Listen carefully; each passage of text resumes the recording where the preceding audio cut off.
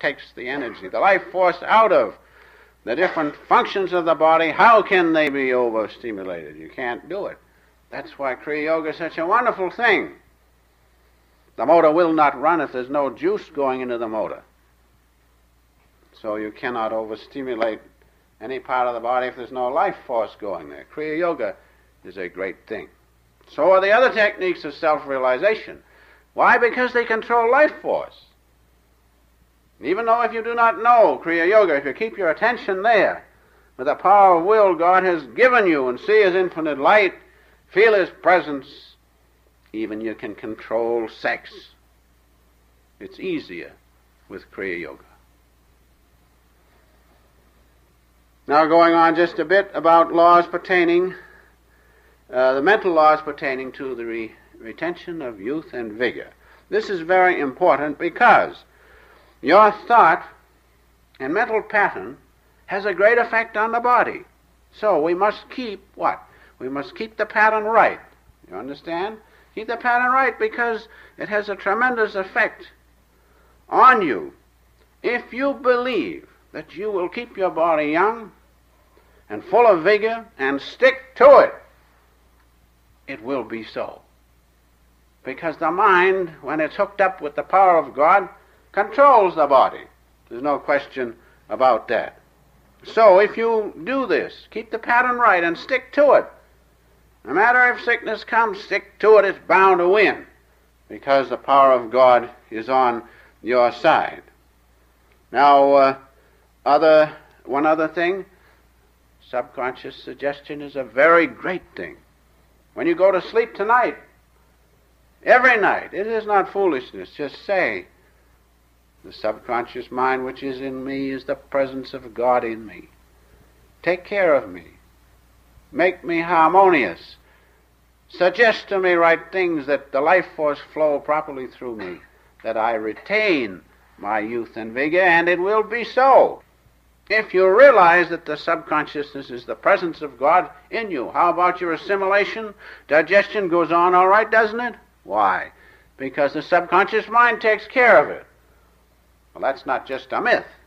That's the reality of God in you, carrying out His dream, the pattern of your body as it should be. So realize that. Do that suggestion every night you go to sleep. Just don't fall off to sleep. Do a little work before you fall asleep. Say, God, take care of me. Even that will do it.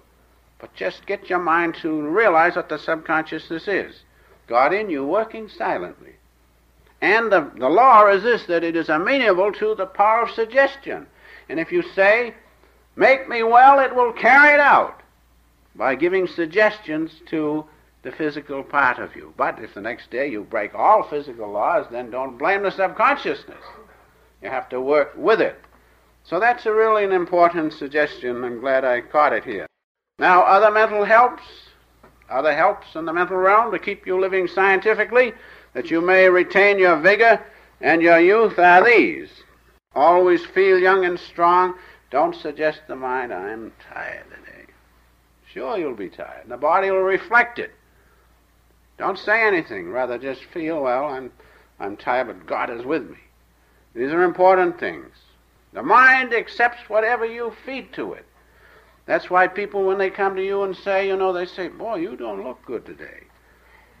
First thing, all right, let them say it 2 or 3 times, and you begin to feel that way. That's the power of suggestion. There's no question about it. So when they come to me now and they start that, I either get out or I give such a counter-suggestion that it doesn't affect me. But it's very subtle how it works. That's the worst thing you can say to anybody. If they're sick, don't say, you don't have to say, oh, you look wonderful today. No, but don't say that you look bad. Just feel for that person as a child of God. That's the best thing, because that suggestion gets in, where the suggestion by the voice does not reach into the soul. And finally, don't get into the rut of narrow, limited consciousness that you are circumscribed by the laws of this body and you're subject to them, and sickness is going to get you sooner or later. Get out of that rut. Say, Father, I'm thy creation. Now take care of me. You must take care of me. You put me in this mess, now take care of me. You must talk to God You must realize that you are a child of God. That'll get you out of the rut of thinking with an inferiority complex. Why shouldn't you?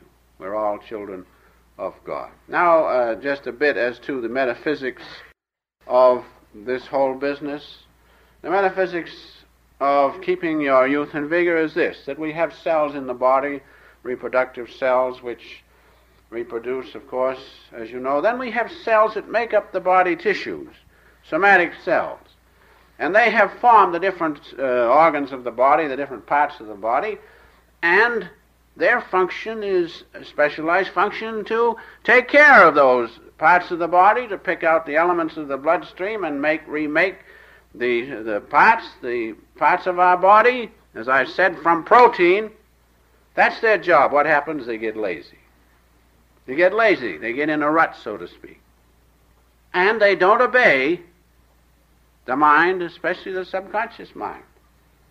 But a strong mind, a strong suggestion, and especially if you feel the presence of God within you, can make those cells once more obey and become active cells, carrying out their specialized functions of keeping the body round and nice and youthful. They get lazy, they lay down on the job. But by feeling the power of God in you, that's the greatest thing. Or proper suggestions, as I have said, control of the life force through physical, mental, and spiritual right living causes those cells to once more, reactivates them, that's a good word, reactivates them to carry out their proper function, keeping you in good shape. Of course, according to the natural law of a cycle of a body, the body will change and time will be finished. That's all right. But who wants to change it all of a sudden and look old and haggard when you shouldn't? You will not have to if you remember these few simple rules. Remember